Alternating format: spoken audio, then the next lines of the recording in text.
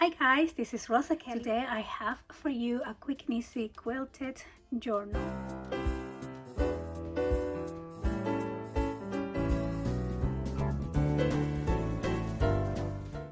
So hi guys, welcome back to my channel. So I realized that when I uploaded this video before, I did not have any sound on the tutorial part. So I am re-uploading this and hopefully you guys can now hear the process and not just looking at the mute screen. So this journal here, as you can see, is a spring journal. I made it using some fabric, some quilted materials and a cereal box. So the journal measures 9 by 6 inches and it has about a 2-inch spine, which is the spine of the cereal box. So for this journal, I'm using my sewing machine and adding some stitches around. This is definitely an optional step. You don't have to stitch it around. And I just really like how that looks. So for the inside of my journal, I'm using different papers, some scrap papers, as well as some coffee dye paper or tea dye paper, some children's book pages, and different like script paper, and just anything that you have, you can add it into your journal as well. You can use magazine pages or just anything like that. So now let's go ahead and make the base of this journal.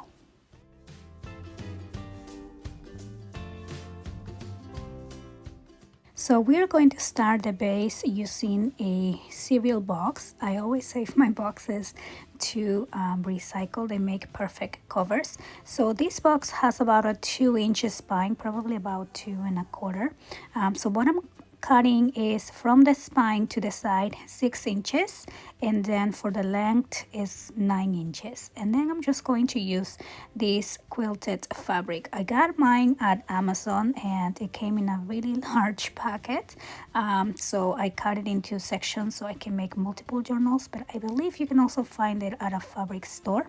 And then the fabric is also from Joann's. So I'm just cutting my fabric, so I have about 1 inch of fabric all the way around so I can wrap my book.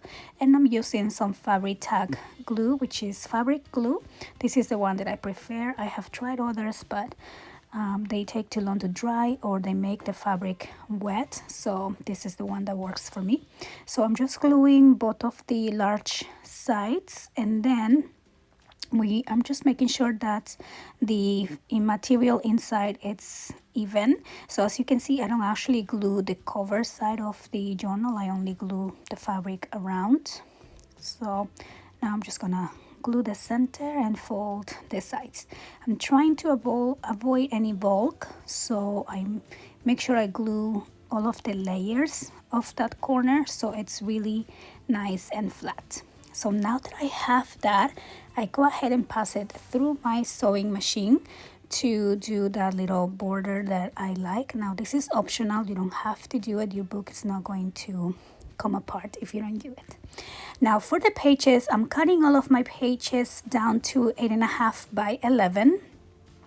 So I'm using different scrapbook paper pages, and then I'm also going to be using some like regular printer paper that I went ahead and give it a little bit of a tint on some tea, and then some other pages that I had here on my stash. So I have some notebook papers, and so these are more like drawing papers because they're really thin, so you can kind of copy images and things like that. Then I have some storybooks and the tea paper that I made. And so when I dye my tea paper, I basically use the regular printer paper and I dip it on some tea, and then I put it on the oven at 250 degrees for about 10 or 15 minutes. I put about maybe 6 sheets at the same time to so they can cook together. It's kind of funny because when my girls see me doing this, I always said, oh, I'm baking some paper paper pie. So yeah, so then you just want to layer your pages and kind of just arrange them how you want it.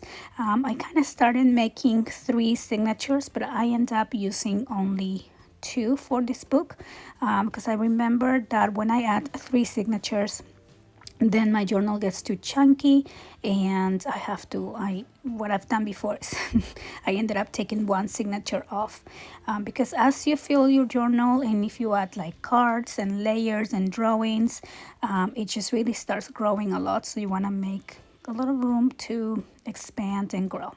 So again, I'm just layering different pages, kind of accommodating them so they are like a mix of different things.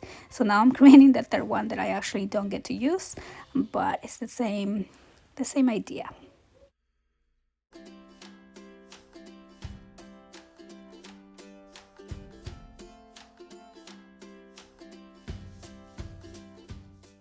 So now that I have the signatures ready, I'm going to cover the inside of this spine. So I'm just gonna glue a piece of my scrapbook paper, and then what you want to do is fold the sides again so you know where your spine starts and ends. So I'm just gonna wait for this to dry, and then I'm kind of going to just fold it to find the spine.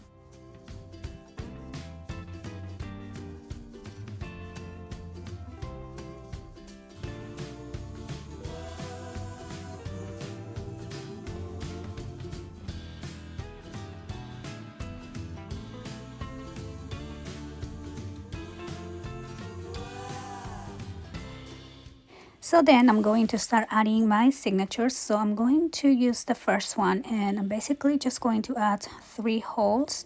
So 1 on the center and 2 on the side. So if you want to measure the holes, you probably want to do 1 and 1 inch away from both edges, and then 1 on the center. And then I'm just lining it up on within the spine of the book. So I'm making sure I center both signatures within the spine. So I'm eyeballing this process. You can probably do a little bit more measuring if you really want to make sure that your signatures are going to be exactly center. I usually just kind of go one side and the other.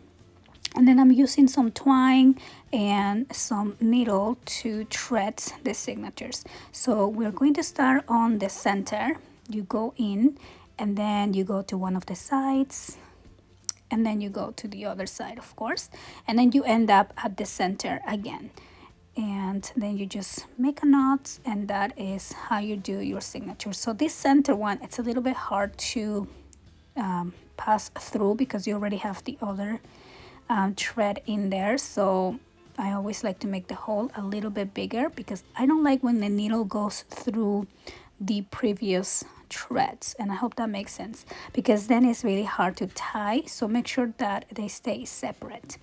And then I'm just going to do the same for the other one. Again, I'm trying to just accommodate and center that within the spine, and then I'm going to transfer the holes down to the spine of the book, and then do my needle process again.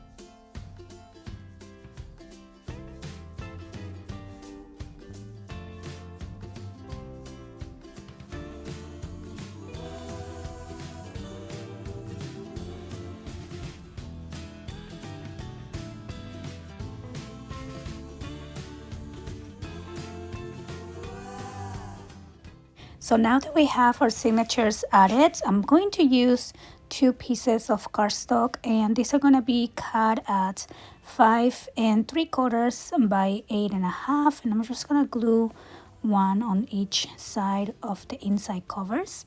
If you want to add a closure to your book, you can add some lace before you glue these sides in. I'm just going to be doing my lace wrap around the outside of this journal. And so yeah, so that is the whole process. All you have to do now is decorate your book and fill it up with some memories. So I hope that you guys enjoy this tutorial. I hope that you give it a try, and I'll see you guys on the next one. Bye bye.